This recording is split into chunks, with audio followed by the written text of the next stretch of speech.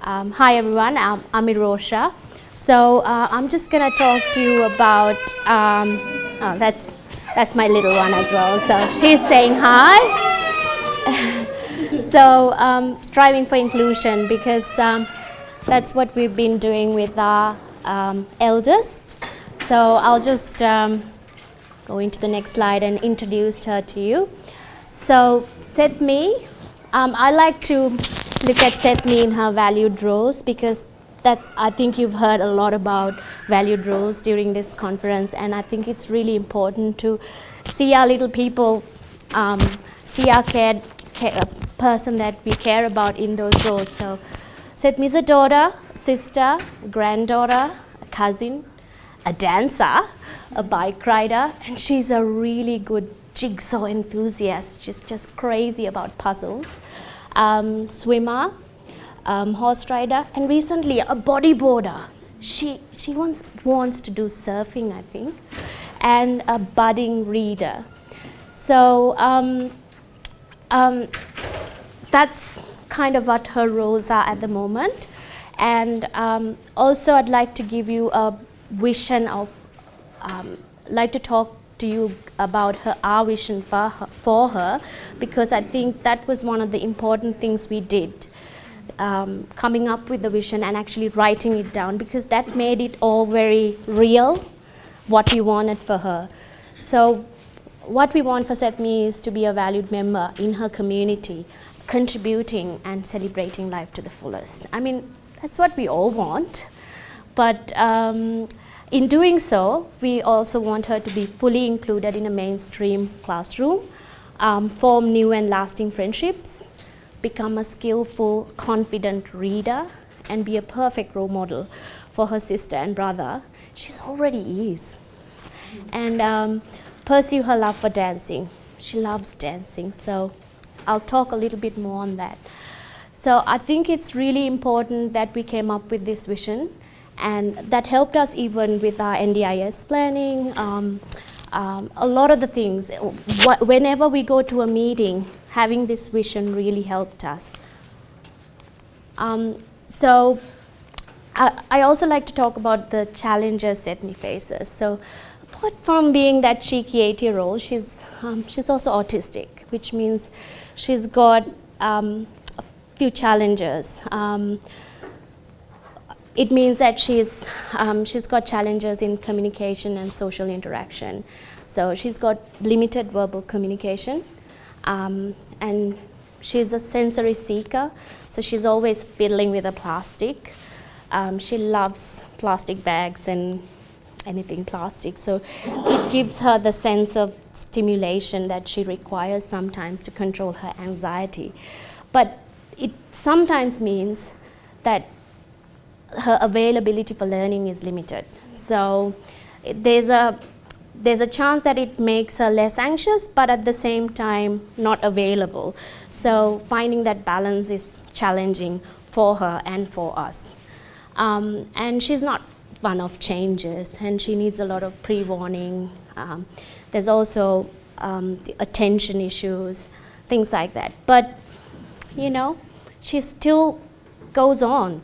She still participates in a lot of things. So even though she has these challenges, it's about supporting her properly. I think that's the message I want to send.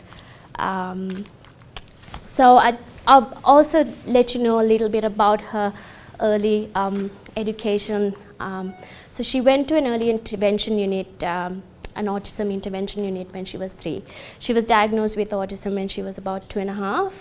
And then she started going into early intervention. And when she was 4, so she had the opportunity to go to preschool, just like anyone else. But what we faced when we went and approached the preschool was that, there's restrictions as to why she can actually be there.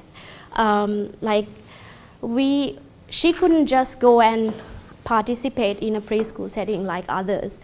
We had to have so many meetings. We had to convince that she can be there too. And unfortunately, the preschool she went to, we had the teacher saying she needed 100% support, so we had to fight to get that support.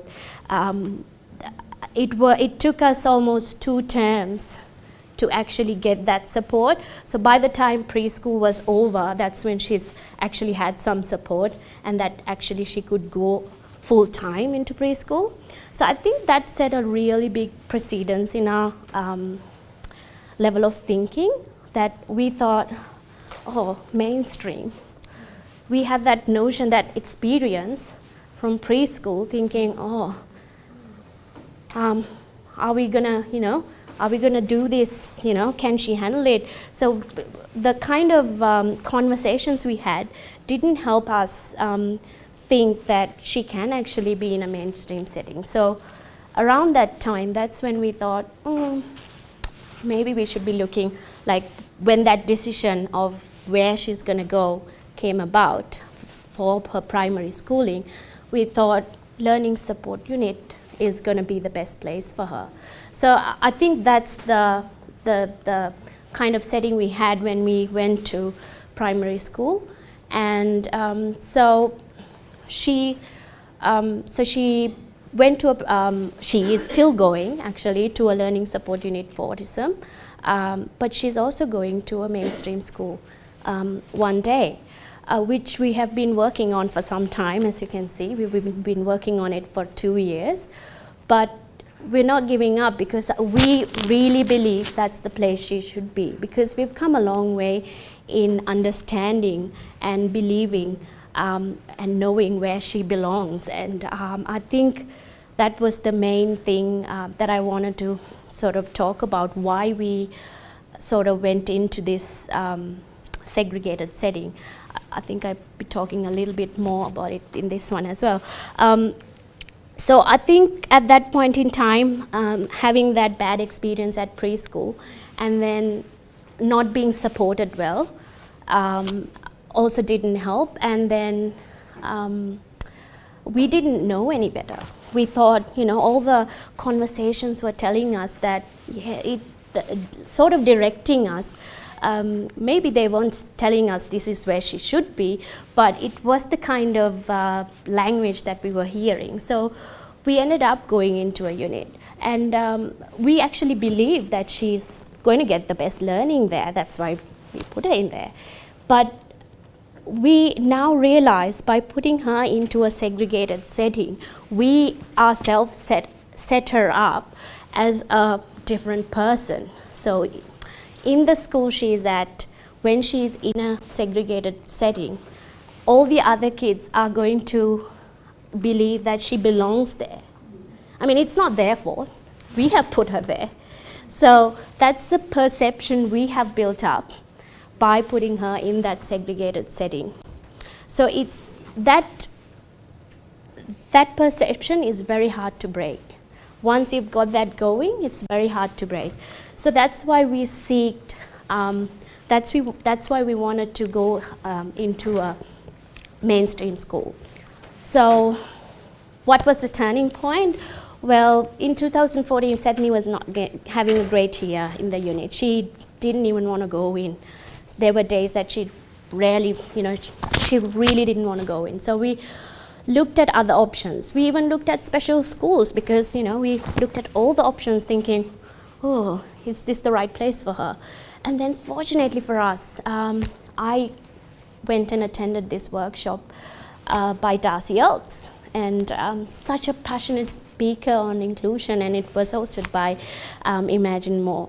And it opened our eyes as to what SETMI can achieve by being in an inclusive setting.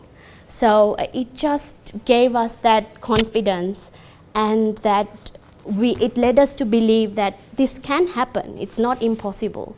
And I think creating the vision for SETMI actually made us have this clear idea as to where she needs to be. So we want her to have that inclusive life. So we have to make the changes now, not when she is 16.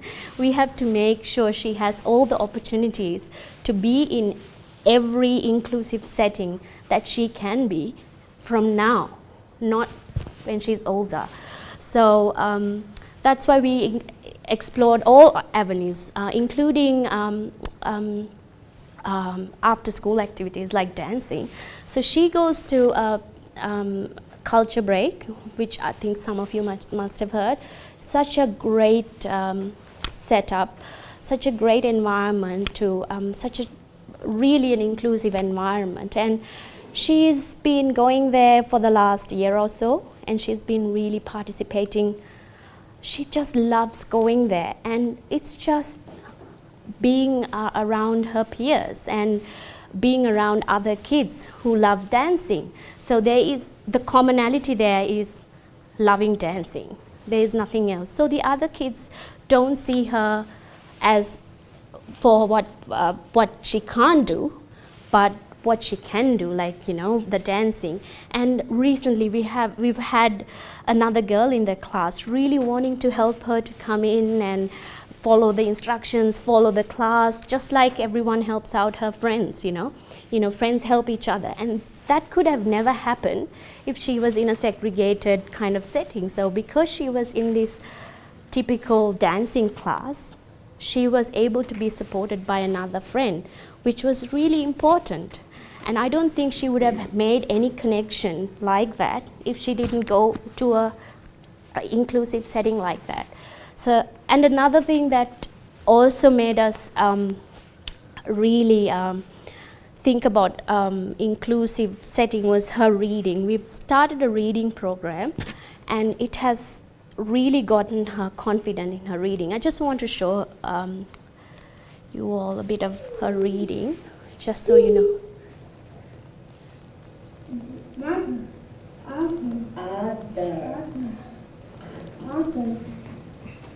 Set of tea like very good. It's a story about a lake.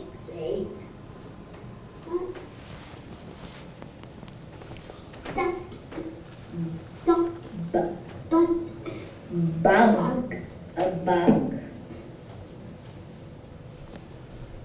Sat on tea Shore of a pig. I might cut that short, sorry, just so we can go through the next slides. But she's been so fantastic going through that, and it has given her the confidence. And I think it's seeing others read and seeing others do the things and know that her typical peers doing things, that I think that motivates her. I really believe it motivates her to do more. And she's been doing lots more than she has when she was, you know, just in the unit. So I really truly believe that her peers motivate her to do a lot more. So what kind of advocacy have been, did we need, or the support? First of all, we needed to believe ourselves that Setmi belongs in an inclusive setting. So we needed a lot of information and advocacy around that. And then choosing the right school and building the right relationship, that's take a lot of effort, a lot of support. And even navigating the system, because there is no path set up. This is the way how you do it, because everyone's situation is different. So you just have to follow your gut and take it from there, and surround yourself with people who believe in your vision. I think that's the most important thing. And when you find the right school, you have to keep talking to them and understand whether they believe in the vision that you have. And if you don't think that it's the right school, you have to do a change. You have to do it. Constantly revisiting the vision and making sure that we are on the right path. In everything we do, that's what we do. So if we go for a swimming class or a swimming lesson, we think, is this the kind of setting we want Setmi to be in? You know, is this the kind of thing that we want her to be doing, because is that going to help her vision? So that's how we've been sort of going about it now, and I think it's really helped Sethmi, and it's really helped us to give her the support she needs. And of course, attending workshops like these, and keeping ourselves motivated to go through this journey, because it takes a lot of energy. As I talk, we're going to talk about benefits. That's like, we feel Sethmi is really happy amongst her peers. Yeah, she might have, you know, off days and times that we all have those, but you know, she is much happier person by being in an inclusive setting. And we know that the research says how powerful inclusive education can be, and I know that you all have been hearing all about it during the past, you know, yesterday and today. So, and the fact that she's a valued participant of the entire school community is one of the biggest things that I think that we believe in. Because in the segregated setting that she is in, whatever she participates in, she is still seen as part of belonging to that segregated setting. So she is never going to be seen as another classmate. So if you take in the mainstream school she is in, and in that setting, the peers come and play with her and try to make connections with her. But in the segregated setting it has been a concerted effort.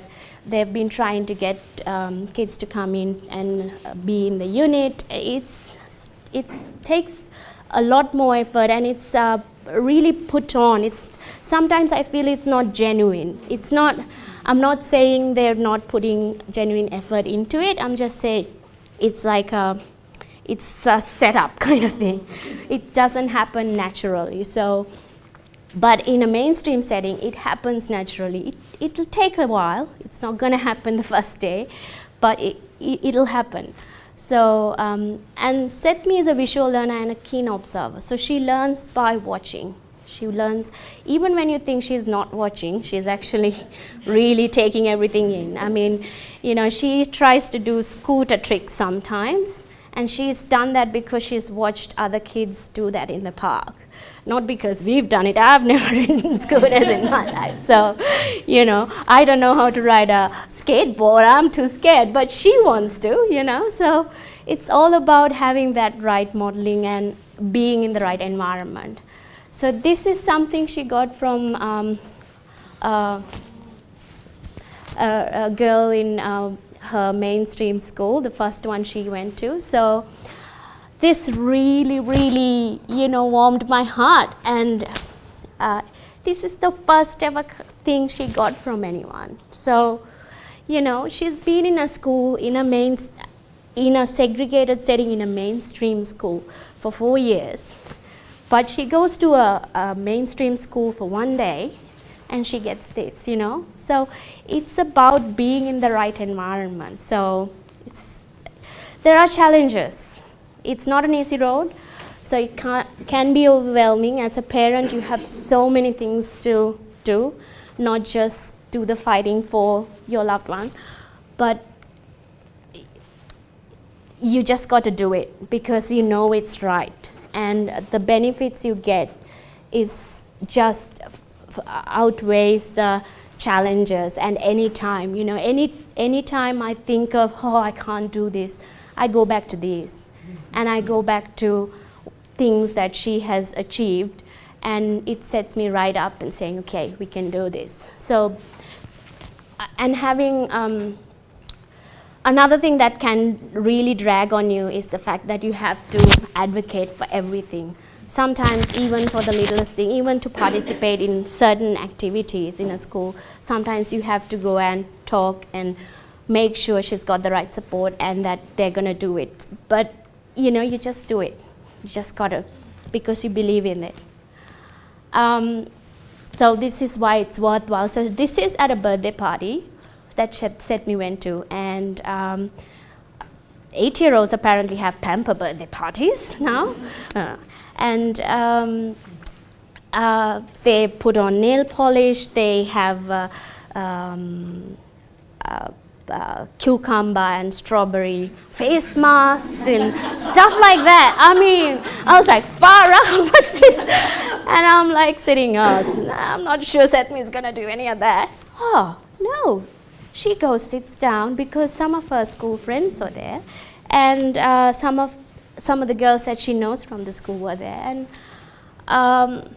she goes and gives her hands to get her nails polished, and then she probably didn't really like anything on her face, but she did give it a go, and then she went on and got her makeup done, and I'm like, wow. So you can see how much being in an inclusive setting really helps her. So it just, the opportunities, you cannot say these are the opportunities because it doesn't stop. It's just the connections you make. But those connections, they last forever. The kind of connections you have with the friends, those are the things that last forever. So it's really worthwhile going this journey. So it's really tough because we're still 1 day a week at the school. So we are working towards full inclusion next year. So we are hoping to get there, and I'm really confident that we will get there next year, and that she will have all these other opportunities available for her. So yeah, don't give up. Today's mighty oak is just yesterday's nut that held its ground. So, you know.